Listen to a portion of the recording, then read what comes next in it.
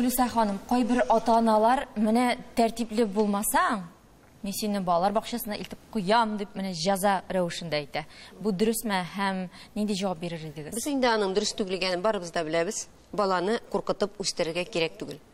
Гомумән, кем беләндер куркыту, кемдер бабай белән куркыта, бит, кемдер анда мин сиңа менә шул әйберне алып бирмим дип куркыта. Кемдер гомумән балалар бакчасы белән куркыта икән, ул вакытта инде сез балагызны югалтыгыз дип әйтәсем килмәй.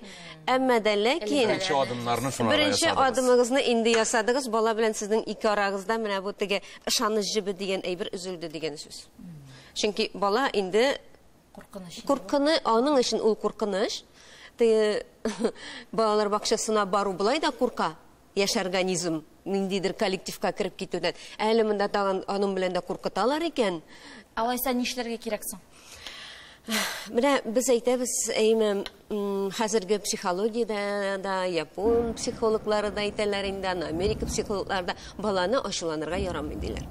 Әлбәттә, баланы ачуланырга ярамый. Әмма дә ләкин кирәкле урында балага тиешле кисәтү ясарга кирәк. Һәм инде кисәтү ясау ул нәрсә беләндер куркыту дигән сүз түгел. Ярамый сүзен белеп үсәргә тиеш бала. Ул киреләнә икән, киреләнергә ярамый дигәнне аңлатырга кирәк. Менә бит күпме нечкәлекләр бар. Әйе, чынлап та шулай. Гөлүсә ханым, бик зур рәхмәт сезгә.